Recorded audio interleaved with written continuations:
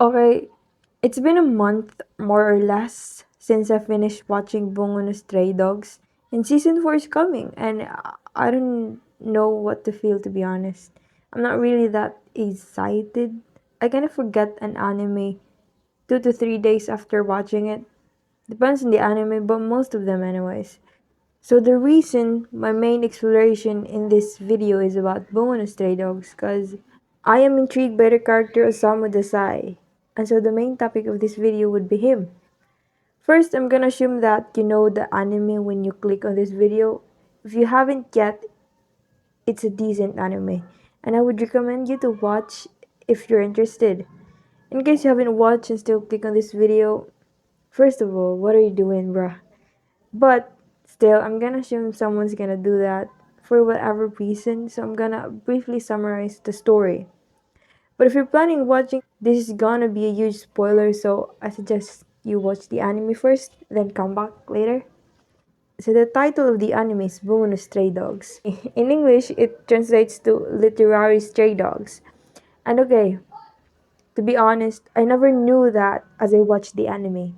I am only familiar with Osamu Dazai because I have read his book and assumed that only him was based on a real person.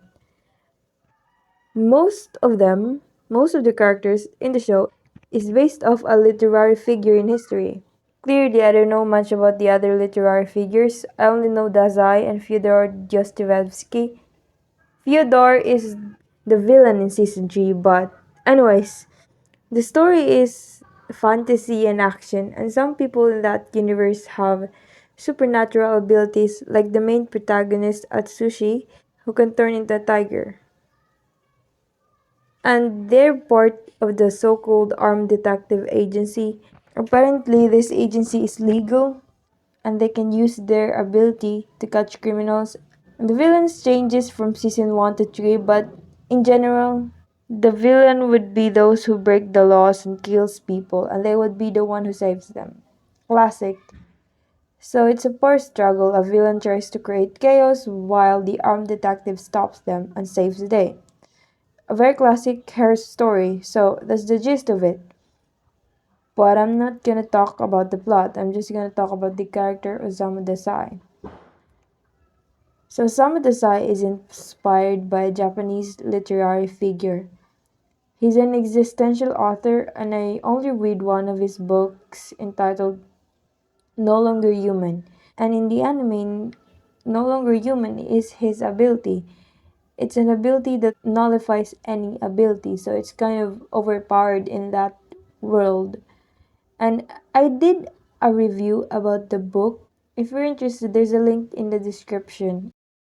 But anyways, after publishing the book, Desai committed double suicide with his lover. And hence the character Osamu Dazai in the anime is also suicidal. Finds life meaningless because it is. Always attempts suicide and fails. But they make it appear humorous, which is, I think, a good thing in a sense that death is part of reality and it shouldn't be conceptualized as tragic. Sure, there are gruesome accidents that cause death, but that is all part of reality. As an individual, we should start accepting our mortality as a matter of fact and that life is really meaningless. But we still fight the meaninglessness of it all to projecting our own sense of meaning. I am not saying that we should take depression lightly, but that we should approach it lightly, in a sense that it is rather surprising when a person isn't depressed. The fact that suffering is immense, disease, existential angst, deep meaningless void that is about to swallow us anytime soon. We should be shocked how someone isn't depressed at the very idea of existence.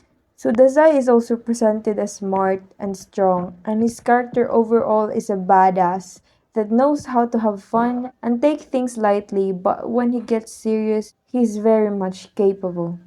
The striking balance of humor and seriousness of Dazai makes him really charming, which, correct me if I am wrong, but he is easily the most admired character in the anime. It's obvious he embodied the ideal balance of humor and seriousness. It's really sexy. When people around him are losing their wits, Desai is calm and almost mockingly calm because, of course, he is strong. And only the strong have the right to be calm in any kinds of situation. So, realistically speaking, how can we be calm like Desai? Well, Desai knows what he is capable of as a matter of factly. So, as comparison to us real people, we have to objectively evaluate our own strength and weaknesses, also known as quote unquote know thyself. Because most people rather not know their own weaknesses or strength. Because knowing means you take full responsibility of yourself and you can't unsee what you see and you can't unknow what you know. So, what intrigued me of Desai is he doesn't appear to have sympathy. So, I would vouch that he's a psychopath. A good psychopath since he's committed in choosing the side that saves people. So, how can I say that he's a psychopath? Well, at first, he was working for the mafia, and his main motivation was he wants to expose himself to mortality, life, and death, with the assumption that he can find reason to live if he's constantly exposed at the raw fragility of life. But as we all know, he didn't find any reason to live in the mafia. So Dazai kills people without deeply reflecting on morals. He didn't ask what the value of life was. He was much more concerned of the reason to live, because it is futile and meaningless. And so when he worked in the mafia, he met two people, Ango and Oda, and he became friends with them. They're drinking buddies, that is to say, and they talk about their work in the mafia, things like that. And one of his friends was a good guy named Oda.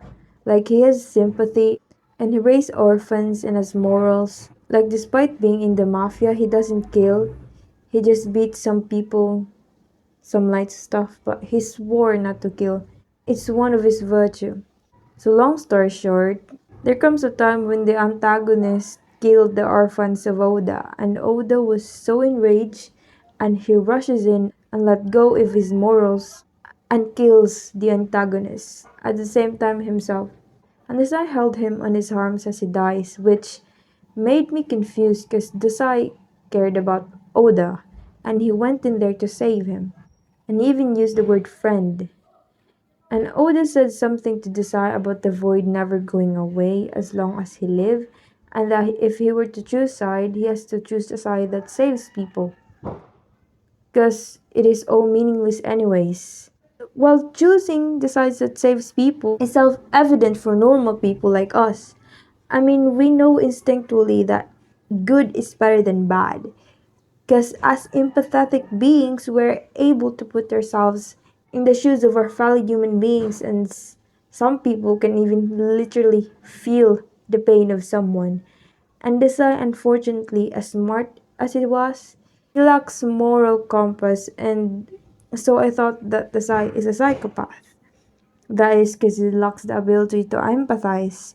Because if you can empathize with people, it is instinctual to help them, and Desire doesn't appear to have that ability, and hence, in a comment about Oda's last words to Desire, quote unquote, you told me that you might find a reason to live if you lived in a world of violence and bloodshed.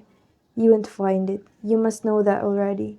Whether you're on the side who kills people or the side who saves people, nothing beyond what you expect will appear. Nothing in this world can fill that lonely hole you have.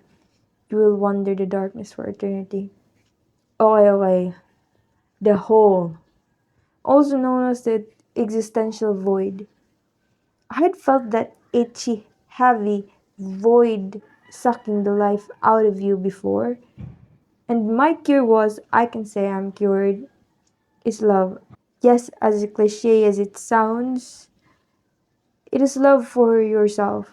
Not love in a selfish way, it is love in understanding that no one's gonna understand you or will be there for you but you. Also, knowing yourself can cure that hole. Knowing what you truly want out of your life and not what society wants out of you. And I don't agree with Oda about wandering the darkness for eternity. We will not wander the darkness for eternity because we are the light. And yeah, that is all for this video. If you like this kind of content, you can subscribe. And also don't forget to check my webcomic out. The title is Land of the Gods and the genre is fantasy and action.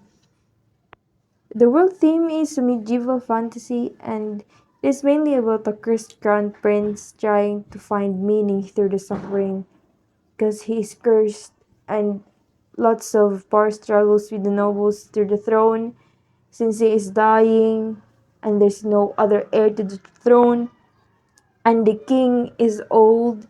The king is his grandfather and is old, and so there's a sense of fragility of power. And the villain is weird. I'm not gonna spoil it for you, but that's the gist of it. If you're interested, you can check it out. The link is on the comment section. And if you're watching this on TikTok, you can find the link on my Instagram bio. You can find my Instagram on my profile here on TikTok. Or you can simply search the title Land of the Gods in Webtoon and Tapas. And the people can manipulate elements there like the avatar. Yeah. So that is all. Thanks for watching. Thank you for your time. I hope you have a good day. See you when I see you. Bye.